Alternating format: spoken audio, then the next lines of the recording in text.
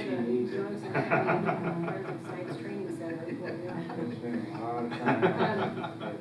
She literally took the. Yeah, we're not even there yet. We're just And a week teeing it up. later resigned. I couldn't believe it. Really? Hopefully. How are you?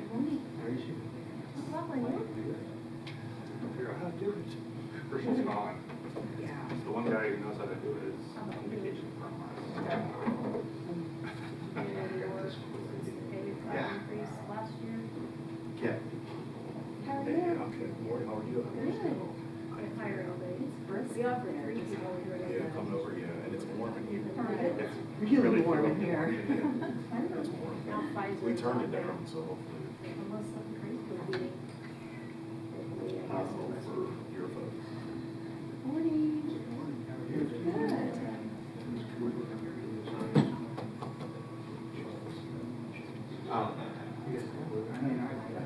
Topic we've all become kind of familiar with, unfortunately. Prestige for us to see. Yeah. So I figured. Yeah, I'm going to love great stuff to work. Yes. Yes. Drinks. I get it. So nice. It's going to cost me. Thursday.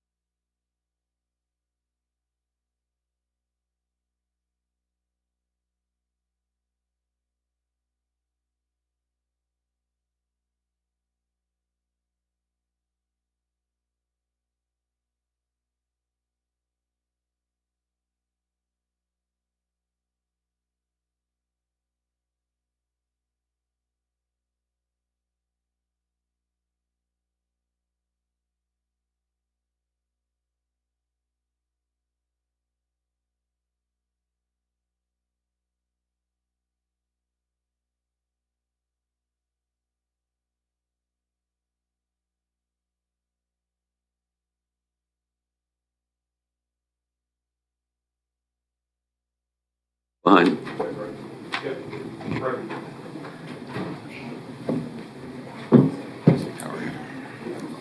Very good. Well, welcome everyone to the staff meeting.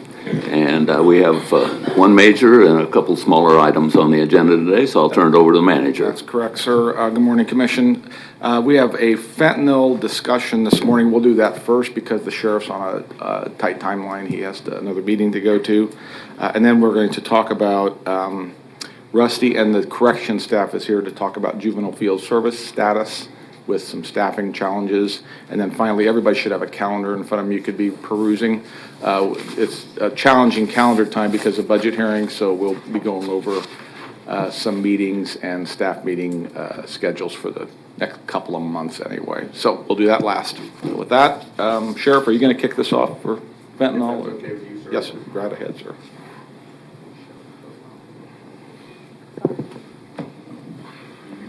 I told you nice thoughts. At least it reminded me to start it off. I was thinking the exact same thing when you. Good morning, Sheriff. Well, good morning. So I'll start off with, we have had discussions between the police department, myself, and Shelley Stedman with the Forensic Science Center over the last, it started about 2 weeks before the 26th of April, where we're seeing an increase in suspected overdoses. And the reason you'll hear me talk about suspected overdoses is because I don't want to have Shelley get up and go, we don't know that yet. So, because we have to wait for toxicology to come back, which can take 3 to 6 months. So what we suspect will be confirmed 3 to 6 months. So that's what makes this a little bit more difficult to really put your thumb on. What we've had, PD worked 5 suspected overdose cases in a 24-hour period, 2 of which were juveniles. We had one out where I live in the Colwich area, went to high school, suspected overdose. He was 18, senior in high school. And then we've just seen an increase in those kind of calls coming through. So what I decided to do is put together kind of a task force or workforce that included all the major stations here, radio stations, TV stations, the Eagle, other stakeholders out in the community, the Crime Commission, Harold Casey from SAC, and then several other individuals that can help us with billboard stuff, looking at pamphlets, looking at advertisements, looking at those type of things, including BOE. And so one of the biggest things that we wanted to get out to BOE so that they could educate parents and kids immediately, so they develop a pamphlet, and I'll show you what that is. So we had that meeting on the 26th. We are now, also Akeem was there from the county police department. And so we've divvied up some tasks, and I'll get to those here in a second. So basically this was our agenda that we were going to work through. When we talk about overdose stats, as you can see, since 2018 to 2021, they've been rising. What's in the orange is what the Forensic Science Center performs autopsies for other counties, and these are the other counties' overdose deaths. So for us is in the blue. And as you can see, as of 2021, last year was 263, but those numbers could possibly go up because the end of 2021, some of those have still not come back because of forensic testing. When we talk about overdose count related to fentanyl in itself, you can see here fentanyl related last year in 2021 was 144 deaths compared to 2018, which was 23. This is another really big indicator of us, and there's no media in here, correct? Streaming? Okay. I won't be able to go into a lot of specifics then. But what I can tell you is that when we talk about positive exhibits, these are cases that are coming in from law enforcement that has to be tested by the Forensic Science Center. And they are on a big increase right now. And I can tell you from what we're interdicting and seizing, it's almost all fentanyl right now, fentanyl pills. And we're talking hundreds of thousands of pills, not 15, 100. These are hundreds of thousands. And so this stat was taken before 3 cases happened, which, that's probably 200,000 pills that have come in the last 2 weeks. And that's just what we're interdicting. So what that means is we're only probably interdicting about 1/10 of what's coming in here. Is generally what we look at. When crack cocaine was the way it was, with cocaine coming in, you do 3 or 4 kilos and think, oh, we really did something. Well, there was another 15 or 20 that we never even got. And so same thing with fentanyl.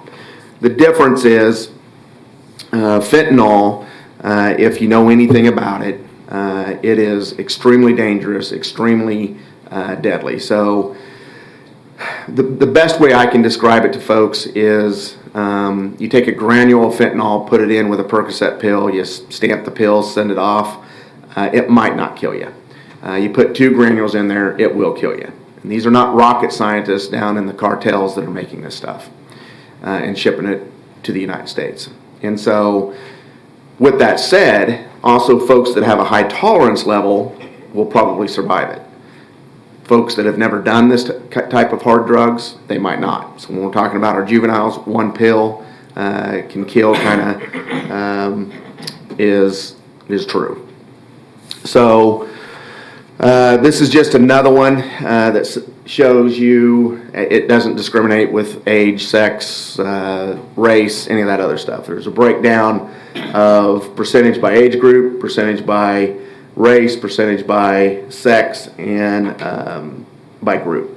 So as you can see, 84% of what we're seeing is from Sedgwick County compared to the autopsies being done in that we do here from other counties. And so gave this update to all of our partners and stakeholders. Akeem had this flyer already, which again shows the penny with a little bit of fentanyl. The 1 pill can kill. What I will tell you is the 1 pill can kill is a nationwide thing through the DEA.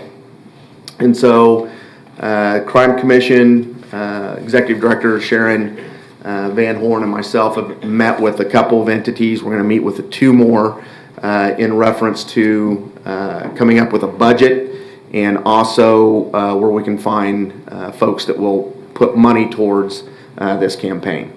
Akeem has taken on working with the news stations. When we talked about PSAs, they're at least honest and said, you really don't want PSAs because we're only going to run those at 2 or 3 o'clock in the morning. So if you really want to make an impact, these things need to be run when kids are home, parents are home, those type of things, which cost money.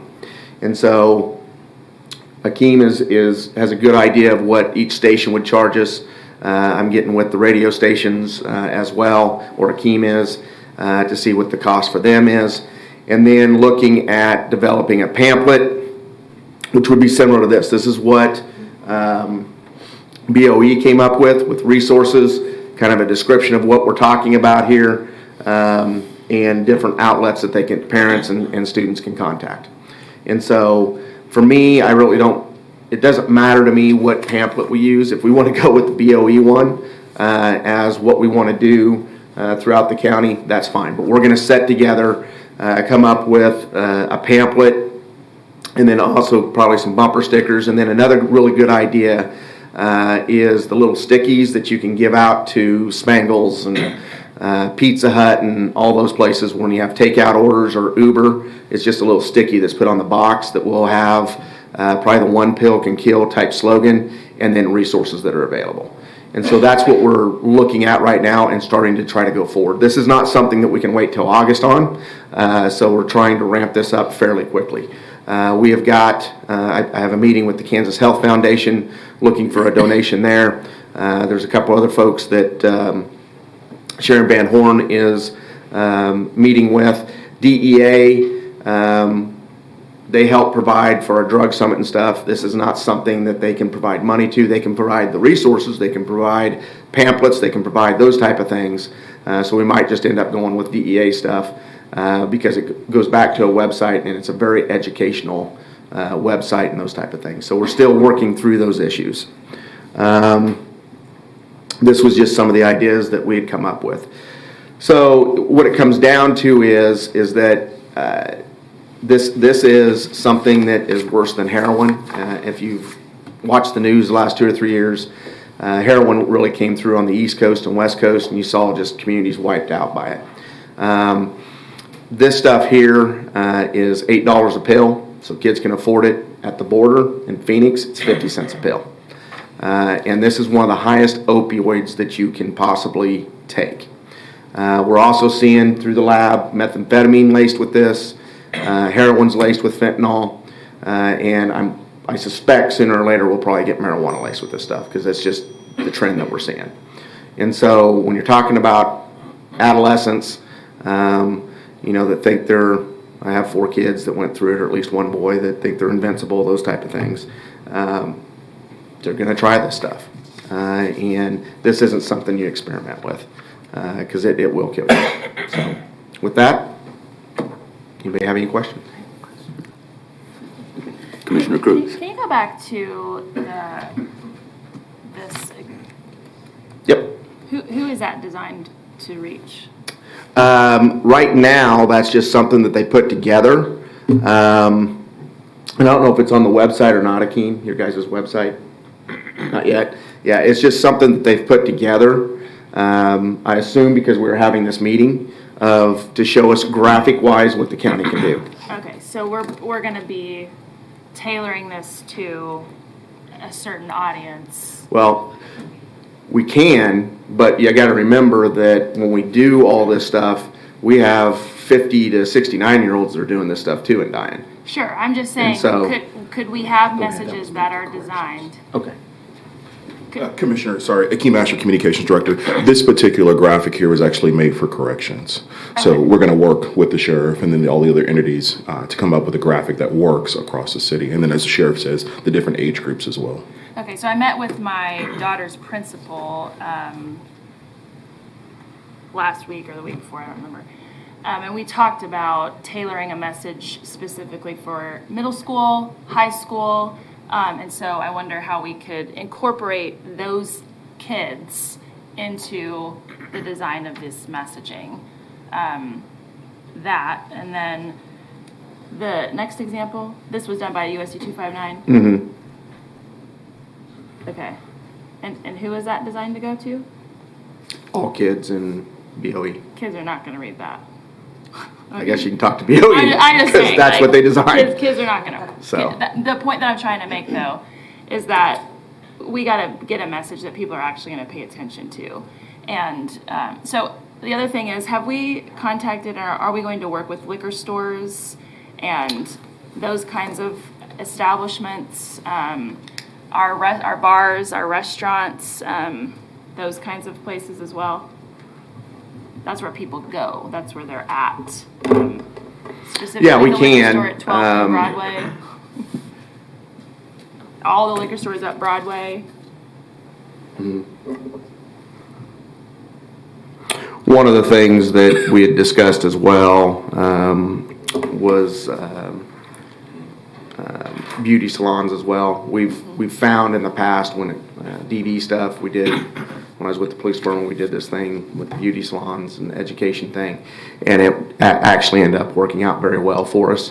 And so you have a lot of parents go, and so those are things that we're going to look at working on too. This is not just some one-time, here it is and we're done, but we got to get some stuff out right now, and traditionally through billboards and through pamphlets and through the news media, that's how we can get the word out the quickest. But then there's other things idea-wise that we can start working on as well after we get the original message out. Because the longer that we take trying to incorporate all of this, it's just going to cause us to move it down the road. And this is something that needs to be out before those kids are out of school, plain and simple. Sure, we just have to have a message that's actually going to reach them that will make an impact. Thank you for being here. I appreciate this. info. Absolutely. Commissioner Lopez? Thank you.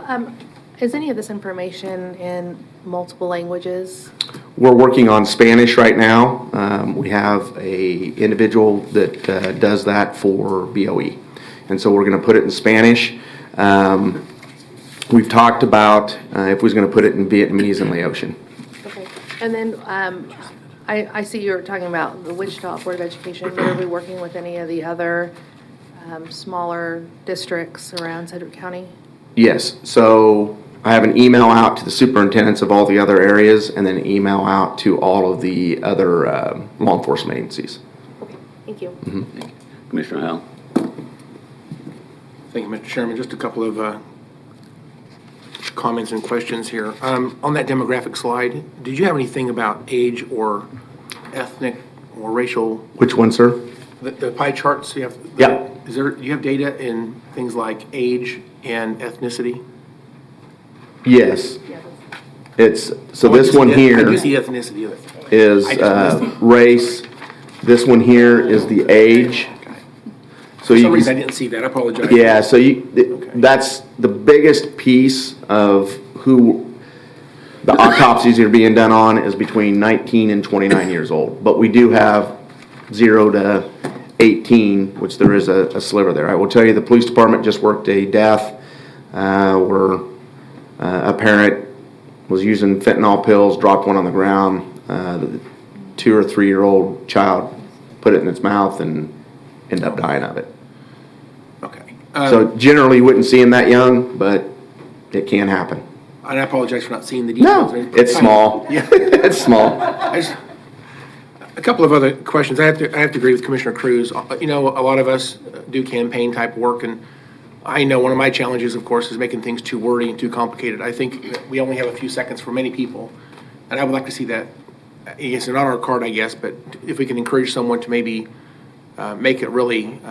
What would you gather from that in just a couple of seconds? What's your takeaway? And honestly, that's very educational, but I don't think it's effective. So if we have a chance to design something, I'd like to hopefully have some input into how that's done, or at least, you know, I think at the end of the day, someone spent a lot of money and a lot of effort. I want to be effective, and I just don't personally think that's going to work very well. But Yeah, and so with the DEA, they have some pamphlets too. That's one pill can kill, and then just websites and resources.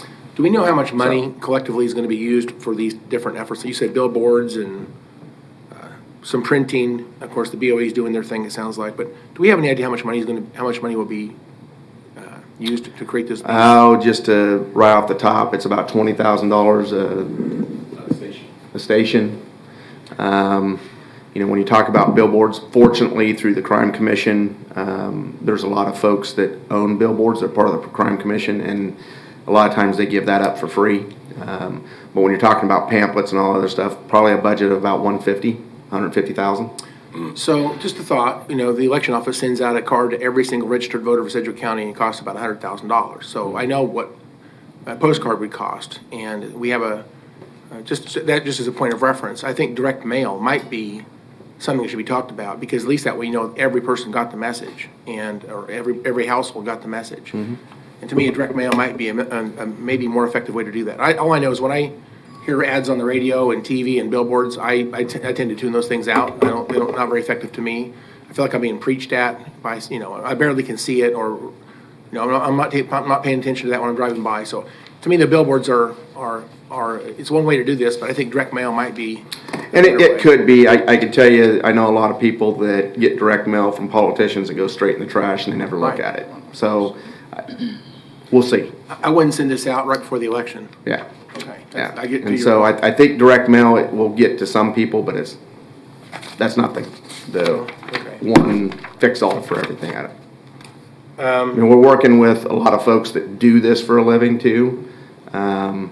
So trying to figure out what they think is best, take suggestions from you, what we think is best. But again, we have to get the message out, and we have to get it out here in May.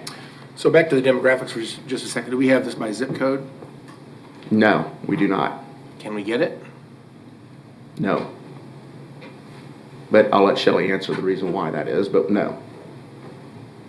we can tell you in certain toxicology cases.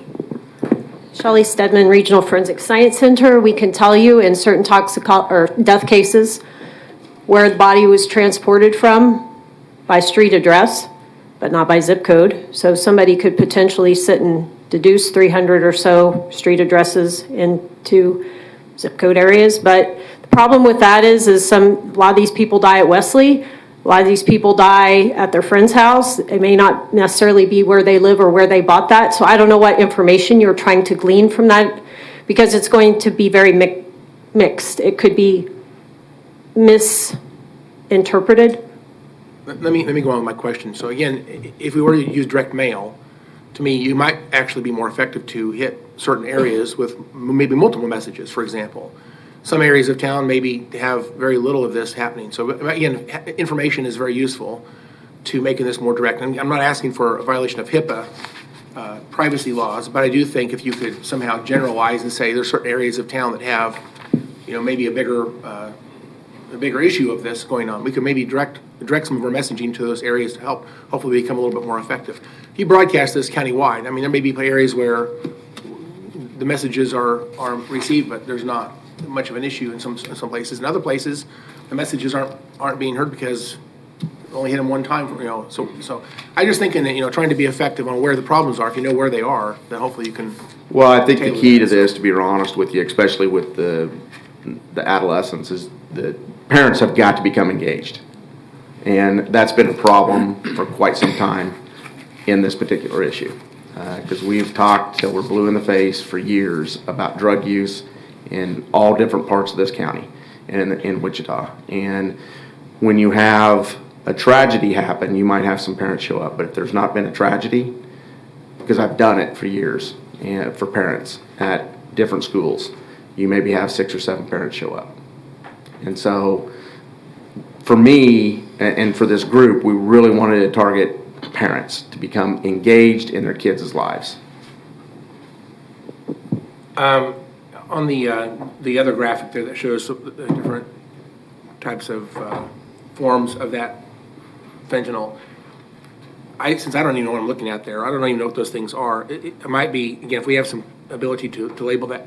I had someone call me. You talking this one? Yeah, I had someone call me about a while back, and they said there were two kids that died in the same family, some time apart, but they both died of Percocet. And so I thought to myself, I don't know this kid's got that, but maybe the exact same source. And I have no idea what Percocet even looks like. So I have no idea. I'm sure that this is not in every drug form, but there's certainly some that are probably more popular than others. And maybe that's what's on this page here. Someone's snorting something or smoking something, I think they're going to be higher risk. But things that look like prescription drugs are especially dangerous because they may look very normal. And maybe you're used to taking that type of a drug, and so you wouldn't even think a thing about that. So, yeah. So one of the things and I absolutely agree with you. And we used to do that when we gave presentations pointing out the different drugs and those type of things. And then the kids that had no clue what they were, now they did, and now they knew which one to go after. And we had people say, or kids tell us, "Well, yeah, I didn't know what a blue was till the presentation, and now I tried it." So we have to be careful about the education piece. I'm sorry, as a kid, they deal with a lot more issues than we did when we were in high school, with the bullying, with taking certain things, those type of things. The message to the kids should be, don't take anything. I don't care what it is and who's trying to give it to you, because it's all can be laced with fentanyl now. Or if it's just straight Percocet, you can get hooked on those too and be just as bad. And so with parents, we absolutely have to educate them on what this stuff looks like, in my opinion, so that if they see it at the house or someone brought it over, they know what it is. Kids, we're going to talk about whether or not that's the type of educational piece that we need to send out to kids. My final question is this: with the actual deaths are being processed through the Regional Forensic Science Center, do we classify the accidental overdoses differently than we do an intentional suicide attempt or a successful completion of suicide? In other words, our suicide numbers have gone up also. I'm just curious if these end up getting classified as suicide since it's death by their own hand, so to speak. If there's evidence of that. So if they've left a note, left a letter, those type of things to indicate that it's suicide, then it can be classified that way. If there's not, and there's no other suspicion that it's a suicide, then it's classified as an overdose death. Now, what I'll tell you is that we're starting to get inundated with, we look at these, if we can track back who sold it to them, we can look at it as a homicide, a form of homicide, so a felony homicide. And so we're starting to pursue these cases that way. Are they easy? No, because these are dope dealers, and these are folks that are addicted to dope. So they're not really willing to talk unless it's somebody that they were really close to. And we can get them into some type of rehab, then sometimes we can get information from them at that point. So let me just restate what you just said then. So basically, if there's no evidence of an effort to commit suicide, then they would not be classified that way, even though they died at their own hands, so to speak. Correct, it's an overdose death. All right, thank you so much. Thank you. Commissioner Cruz?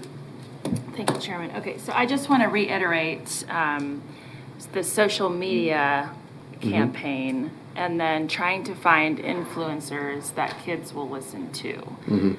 Being a parent and trying to get kids to listen to you is one thing, but having peers speak to peers is another. And so I just want to reiterate the fact that I hope that we're going to try to find those influencers in our community that even if there's 40 in a school, I think it's worth the effort to work with those schools to figure out who might be those who others will follow.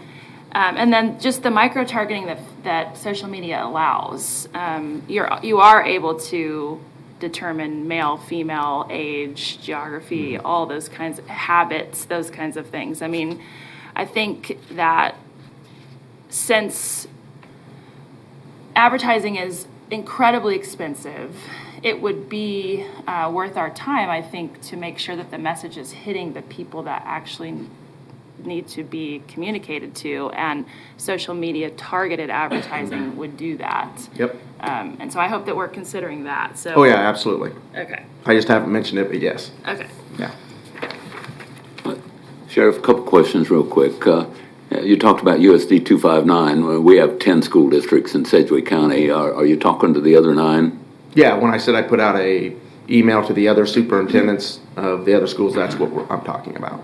Okay, good. Well, I appreciate it. We've got about 2 weeks to get this word out to the students that are still in schools. So you can have things good, fast, or cheap, but you can only pick 2 out of 3 of those. And so we have to make sure that we get it out. It may not be perfect, but the problem is we need to get it out at this point in time. So I appreciate what you're doing, Dr. Stedman, and especially the Crime Commission that's involved in this.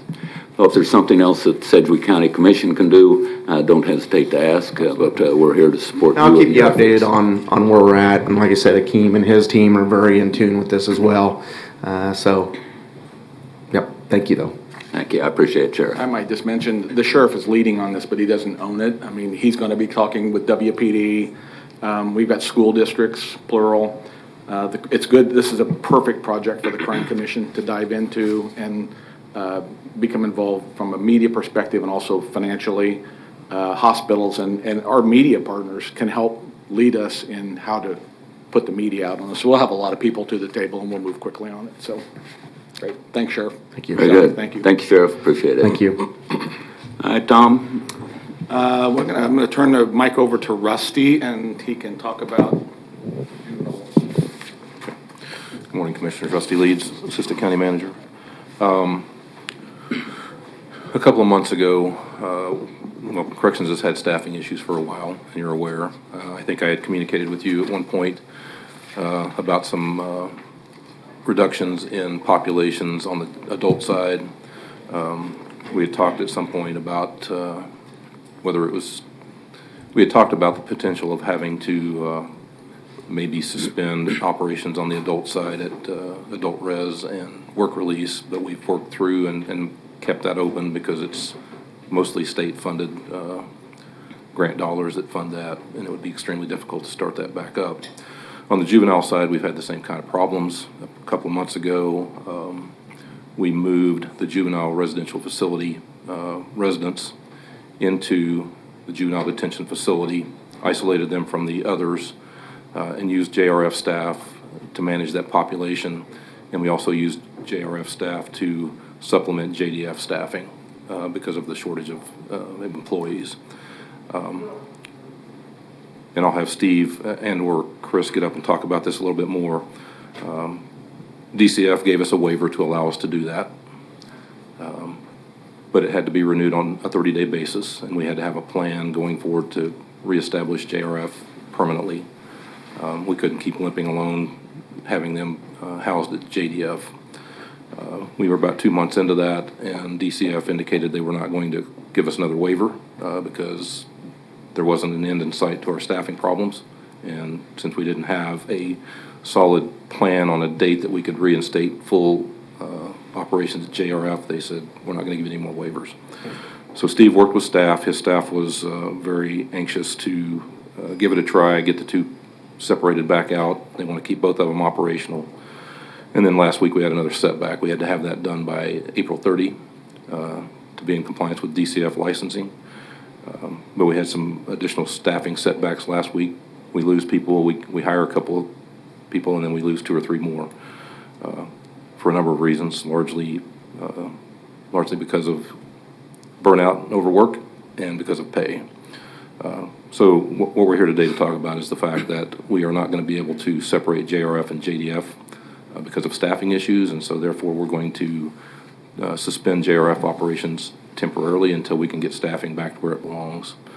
So that's kind of the gist of this. To give you a little more detail, Steve or Chris, do you want to step to the mic and just kind of talk through the efforts you made to get it separated, what the hardships are, and where we stand today? Sure, good morning. I'm Steve Stonehouse from the Corrections Department. The juvenile residential facility is a 24-bed alternative to detention. It's not locked, and the kids attend school at their regular public school. Services are really community-based, and families are much more involved. They're the same kids that are in detention, but it's just an alternative that helps them get back into the community quicker. The county's been operating JRF since 1994, the 24 beds. So really, any detention population that we talk about is the detention population plus all the kids who are in JRF, because if it weren't for that program, all those kids would be in secure detention. So last week, that is the course we had to take, as DCF would not allow us to operate JRF out of JDF any longer. We had to move all of the kids. We had to talk to the judges, and the judges wanted them all back into detention, so they were returned to detention pending the outcome of their court case, and all the staff was integrated with the detention staff to help supplement that staffing until such time we have enough that JDF can stand on its own, and then we can reestablish JRF. Our license with DCF is on hold. We've not given it up. Once we have a plan to restaff the program, they'll allow us to have another survey and reopen. How many are we short right now? How many staff? Mm-hmm. We're 11 staff short at JRF and about 30 at JDF. Okay. Lucky for us, our population is under 50, so that helps. Remind me, are we giving bonuses for Yes. sign-ups? Yes. And we're still not getting people even with bonuses? We get them, but we lose them on the other end too. They're still in a 10% critical pay for those ISOs and correction officers and certain other positions, but those are the primary ones that are in 10% critical pay. And then there is this signing bonus, and Steve can speak to this if he wants to, but what we're seeing is a smaller pool of applicants, and on some level the number of qualified applicants is therefore much smaller. The applicants that we get, we're not getting top quality applicants, or the number of top quality are very minimal. So that's this problem that they have, is you hire the wrong person who really shouldn't be in the position because you're short staffed, and they usually don't last very long, and then your turnover is just continuous. So The ISO pay is set by the state? No, the ISO pay is set by the county. By the county. The The state has given us an allocation to help raise our ISO pay to be on parity with the state pay. So that hopefully will, because it's all connected, we promote lots of people from within. So when corrections workers promote to be an ISO, then we just can't fill the back. So through this last legislative session, they did, and it was on our platform. They did allocate, the state allocated, the governor signed the legislation to supplement community corrections across the state. So we'll get a portion of that to help supplement our pay for certain employees. We don't have final rules yet, correct? No, we have the final amount. We just don't have the rules of how. So there may be some limitations on how we can spend that money, and it may be limitations on which employees are entitled to it. And then that creates a challenge with us determining equity among our employees. So that'll be coming before you as part of the budget process, as we know more information about that, just so you're aware. Okay. But I guess in the near term, I don't know if Sheena has any ideas of what we can do in the near term. We're working through things. In fact, yesterday we were meeting about it. Okay. All right, any questions? Commissioner Howell? So, thank you, Chairman. So the folks that are in JDF, they're there primarily because they've gotten themselves involved in some type of criminal charge of some sort, and they're being held there for Pending, yes, court. pending some type of adjudication or court motions or whatever, correct? Yes. And they're limited to how many days can they be in JDF? They're not, before adjudication, they're not limited. After adjudication, they're limited to 45 days. And is that currently where we're housing the 14 youth that are being held for murder charges? Yes, they're either at JDF or at the county jail, depending on where they're at in their process. So if they've had a motion for adult prosecution, they can be held into the Jail. juvenile, the jail. Yes. But otherwise, they'd be held at the Yes. JDF facility. What would be the reasons why someone would be in the JRF facility? Why would they be in there?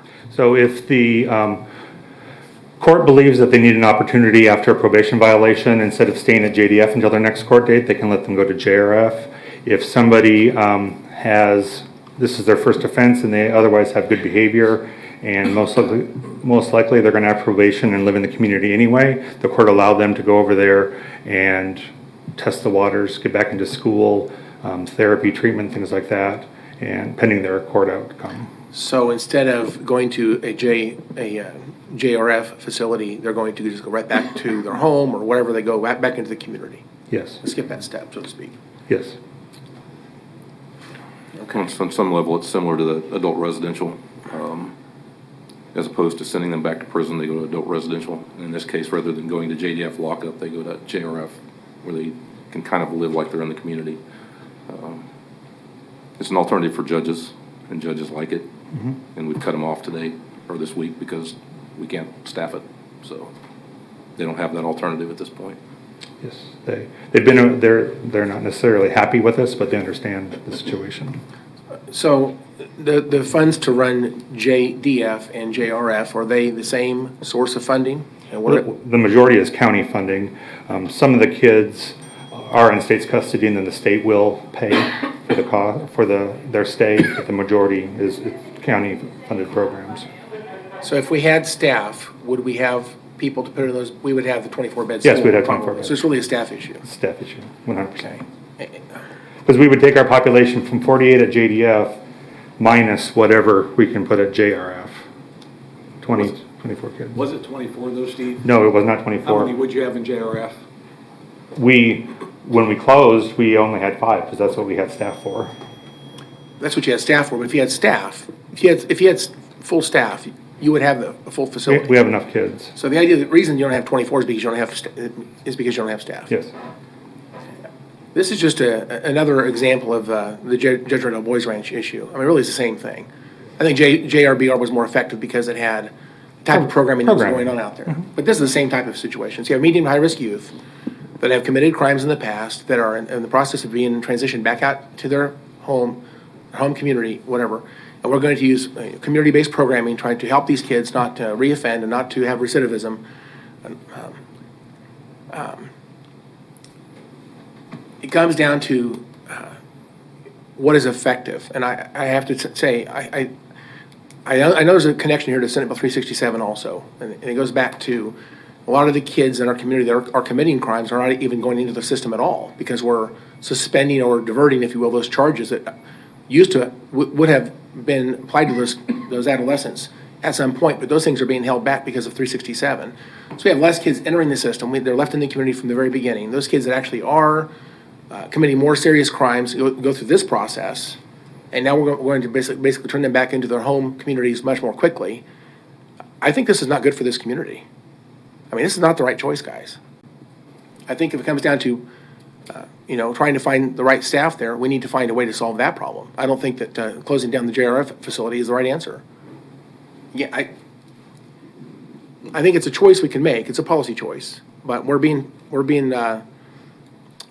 informed of this for the first time right now, as far as I know, and I'm not sure this is the right answer. I think we need to slow this down and let's find out what it's going to take to actually provide the right staff. Because when these kids go from a corrections situation because of some serious crime they've committed, which, by the way, would be very serious compared to because 367, if they're caught driving around with a gun at 4 o'clock in the morning in a stolen car, nothing happens to these kids. They spend a night in detention. Nothing, you're right. Nothing happens. And this community doesn't have less crime. We're just not dealing with it. We're simply turning our back to the problem. This is another example of where we're not actually effectively solving the problems. We're simply, because of money, backing away from any type of effective program that actually help these kids become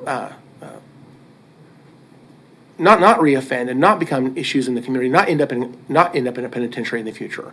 This is not the right answer. I think we need to find out what it's going to take to solve the staff issues. But this is an investment in solving the problem in a very foundational way. I think to say we don't have the money is a policy choice. I'm not upset with you, obviously. I think you're doing your best you can. But I think as a policy choice, I don't think this is the right answer. So I have to tell you, I'm going to probably be pretty opposed to this idea. Thank you, Chairman. Thank you.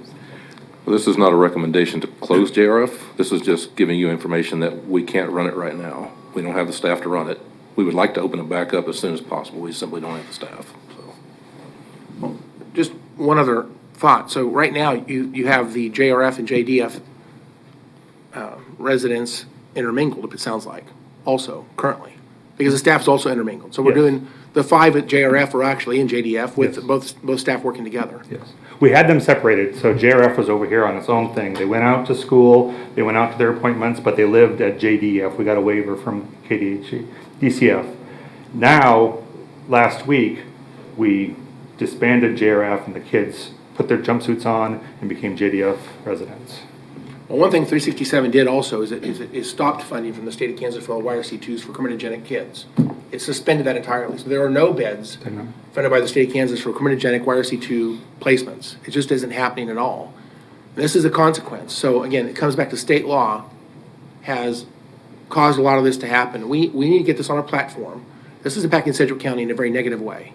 And I understand we don't have staff right now, but I think that the issue of burnout, when you do have someone and they're working excessive overtime because that's the only way we can do something, they are going to burn out. And they are going to look, going to be very dissatisfied with their job, and the morale is going to be very, very low. And they're going to find a way to go someplace else. And so we have to be careful not to overwork employees that are in any position, whether it be 911 or EMS or the jail deputies or whatever it would be. We have to make sure not to overwork any place because that's causing attrition. It's causing people to want to leave. And so I know we're low on staff, but it comes down to what's going to take to actually get staff to want to come back and not feel like they're being burned out in the process. And so we have to solve this problem. This is just another symptom of a very, very large problem. And I'm not happy with even a temporary suspension of JRF. It's just not the right answer. Thank you. Thank you. Commissioner Lopez. Thank you. Well, obviously, I hate to hear that we're in a position that we have to do this. I understand why we do have to do that at this point, though, and hope that we can get that up and running as soon as possible again. But I do think it just makes the point that, going into this budget cycle, our number one priority has to be pay to our employees now, to retain them, to attract new employees. I mean, we can talk all day about expansion of services and different things we could provide, But until we're able to really take care of what we already have, and as we're seeing today, we can't do that. We really have to get that under control first, and I think the number one thing we have to focus on in the budget is making sure that we're paying our people an adequate wage and one that they're willing to stay and work for, because these are hard jobs, and I think there's going to be burnout regardless of what we pay, but it does help when we have enough staff to help cover it, and people don't have to work as much overtime because there are more people in the pool and resources available to help. So I hate that we're here, but I think it just makes the point of really what our priorities have to be going into this budget cycle. I will say we do have staff from corrections who are dedicated to the county, but they are leaving corrections. They're going to the appraiser's office, they're going to finance, they're going to different places within the county. So these tend to be our more tenured staff who 15, 16 years in, they're not leaving the county, they're just leaving corrections now. So we have the churning that Rusty talked about in the lower levels of people here a year, 6 months, whatever, and now higher level folks are leaving too. So it's unprecedented what we're looking at. Thank you. Commissioner Cruz? Thank you, Chairman. Can you tell me what the bonus structure is again? Can you remind me, like, how long do they have to stay? Is there a certain time in which they have to work? Who are we hiring that is getting a bonus that is leaving? Can you tell me about that? So the corrections officers, senior corrections officers, supervisors, ISOs, intensive supervision officers, cooks get bonuses based on their position, and senior social workers get bonuses based on their position. And then they receive a 10% critical pay per hour tacked onto their pay. I believe they have to stay 60 days. That is correct, HR 60 would know days, more yeah. about how long they have to stay in order to get it. So we hire somebody new, and then after 60 days, they receive their bonus. That's correct. How many people have we had leave at 61 days, or after that, or within a certain 30-day period? I haven't looked at those numbers, but I think we've probably had less than 5 organizational-wide that have left after their bonus. Okay, so it's not a huge issue. No. Okay. We've had new hires, Commissioner, who didn't even know they were getting a bonus. We were doing OJT, and well, you'll get your bonus in 60 days, and he didn't know, so. Okay. I just make sure we're not having people hire on, giving them bonus, then they're jumping ship. No, and we do advertise for the bonus. Okay. Okay, that's my question. Thanks. Okay, Steve, thank you. Appreciate it. Mr. Manager, what you have next? We'll go over the calendar here quickly. And I'm going to add some notes to this as we go, and Lindsay can correct me if I mess any of this up. On May 24th, which is a budget workshop, we actually have, that is a ComCare presentation on that day during that same time frame, from 9 to 11. Joan will talk about the new funding model and the MHSAC request. So that's the 24th. We have no staff meeting next week. On the 17th, we have budget hearings instead of a staff meeting, and on the 24th, we have the ComCare workshop. So that's May. In June, on June the 7th, during that staff time, we will have the Sedgwick Lofton Task Force recommendations during that staff time. So we don't have a... Can you repeat that? Sorry, which part? Sorry, can you repeat that, what you just said? On the Sedgwick Lofton, on the May 7th thing? On the June, you said in June. In June, on the 7th, which is the first Tuesday of June, instead of BOCC staff, we will have the Sedgwick Lofton Task Force update for the commission.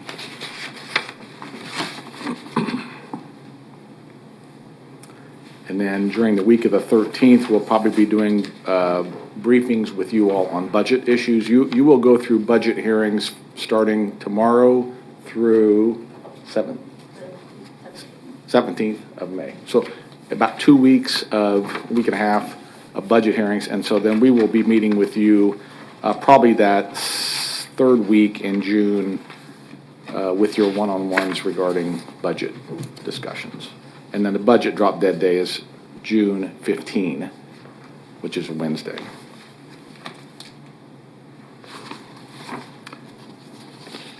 What's June 13th?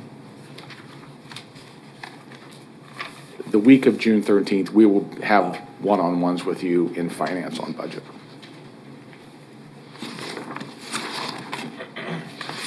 And if anybody's seeing anything else on here that, as far as your calendars, let me know and we can amend this, but Budget adoption day again is August what? August 24th. adoption. And so we will be, when we give you the kickoff tomorrow, we'll have key dates outlined. And so one of the things we'll want to talk with you about is when you want to have your public hearings on the budget and how you want that to look. So that is not set officially yet. Okay. That's it. Any questions on the budget? Please. Commissioner Meitzner? Just for, you're coordinating the schedule with Lindsay, basically, and with Carol and Lisa? Yes. Okay, so I don't know if I'm one of the problems of figuring it out, but. All are. Okay, well, some of the stuff that I've got penciled on my budget or my calendar are external that I can try to move around if I'm the only one. Yeah, this was an extraordinary year on just getting the time to do budget hearings. And that's why it's extended out a little bit. We just couldn't grab you guys for 4 hours. And that's You're okay. trying to do these in 1 and 2 hour Yeah. slots. I mean, that's how they're working out. There's nothing wrong with that, so. Okay, all right, well, I just want to let you both know. Sorry. Okay. So you mean I am the only one that's a problem? No, Just trying to be nice. Everyone is. everybody's calendars are challenging. Okay, all right, well, thank you. Question. Commissioner Howell? Thank you, Chairman. So what is the date of the two hearings? Public hearings? Yeah, budget hearings, public hearings. July, right now they're tentatively set for July 20th, I believe, in August. I have it in my PowerPoint. We'll get it to you, Commissioner, I want to guess. That's fine. And are both those going to be in the morning? We will talk about that tomorrow. We'll ask for your feedback on the budget hearings because we don't have those officially set yet. We wanted to get your feedback on how you wanted that to look this year. So the second public hearing will not be the adoption day. It'll be a day earlier than that? Well, we will have to have one that day for revenue neutral rate. We have to. But we can have other hearings in advance of that if you want. I guess I'm just asking if there's going to be two public hearings prior to the 24th. There can be. That will Okay, be I think that's up to you guys. Okay. And we've done an evening hearing in the last few years. I think we have to do that again. Do we know what day, and I'm sorry if I missed this, do we know what day the postcard from the county clerk is going to go out to talk about it has to have the hearing dates, the hearing locations, and proposed basically per parcel, what the tax rate change will be and the dollar rate change will be per parcel for 2 years, I guess, right? Last year and this year. So that, the state put out their template that we Right. must use. My understanding is we have to have that down to the clerk by July 15th, which is why you'll have your recommended on July 13th. And we will get our notice down to them based on what's in the manager's budget. Oh, sorry, am I in trouble? Can I just hold my phone? Sorry. Okay. So we will have, I can't remember what I was talking about. Oh, the date that we have to get the mailers. So we will, I believe by July 15th, need to let the clerk know. They will then assemble all the information. That's the date. Every other entity, right, because now school districts, every single taxing district is a part of this unless they have that very minimal dollar amount. So all of those folks have to get their information in, and then the clerk's office has to put together a unique mailer for each taxpayer. And so we can check with them and see if they have an estimated date, but I don't know what that is right now. Will that be a postcard or will it be a letter? Do we know? It will be a letter based on the template that the state has put out. Is there any opportunity to add to that?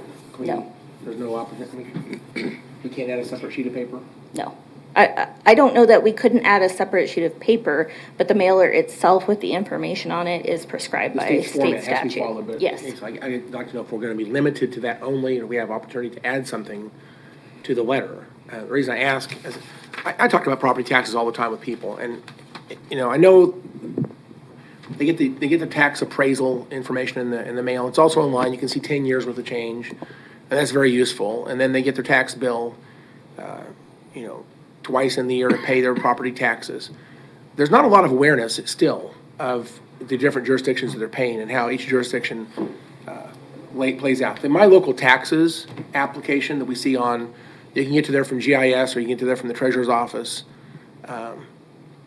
That application's been very, very useful because it's a graphical format that shows you every jurisdiction for your parcel, and it shows you 2 years' worth of mill levy and dollars collected in a graphical format. It's very, very nice. And I think that's a tremendous graphical educational piece that really opens up the eyes of property taxpayers when they see that. Now they really understand how taxes are broken down, and I think it's just really useful. There is nothing else that comes in the mail that I'm aware of that actually provides that type of visibility, and people don't know necessarily where to go online to even find that because it's hard to find if you don't know what you're looking for. So I just think in terms of education, if we can add a piece of paper to that mailing, if nothing else, just at least let them know if they want to see the details of their tax history or whatever, where they can go online to find the information, more than just what's even on the card. They can go get more detail, for example. So there ought to be maybe a web page on our county web page, a page they can go to. They can look up their address and find out, history of their taxes. I just think information is desperately needed, and if there's an opportunity to add a little bit of information to that mailing, I guess I'd like to understand that sooner than later so we can maybe take advantage of that opportunity. I'm sure we could put an insert in if we wanted. The state right now for this year and next year's budget will reimburse us for actual costs associated with the mailer, so they probably would not pay for that insert. But I assume they would reimburse us for the other costs, although again, eventually it will be spread out across all of the communities that have to participate in this. But I'm sure we can talk to the clerk and see if that would be something they're willing to work with us on, since that's technically their mailer. Thank you. And with all the clerk would tell you it's very complicated. There's hundreds of taxing jurisdictions in Sedgwick County. And if any of them are going to be subject to this law and they are late getting the information to the clerk, what happens then? Do they have to send out their own mailer? Or how does that work? I don't know. I will ask the clerk. But I just got a text back from Karen Bailey that says she believes it has to be postmarked by August 10th, and the mailer is legal size. The mailer what? The mailer is legal size. Okay. All right. Well, anyway, I guess I'd just like to ask if there's opportunity for us to have a discussion maybe about adding something to that mailer. If it doesn't cost us anything more than just printing, I guess I'd like to know that opportunity exists and maybe do a little bit more than what's required. Thank you. Thank you. Commissioner Meitzner? Thank you, Mr. Chairman. Thank you. And along those lines, so we are restricted and limited to what the language is on the mailer. We can't put any reference to the cost of this whole mailer as per state regulations and not our choice. Not on the mailer itself. I don't know if we're able to do an insert, if the clerk would be willing to work with us on that. That could be something potentially we could consider. But we'll need to dig into that a little more. Okay, thank you. Anything else? Anything else? Very good. We'll see everybody at 9 o'clock tomorrow morning.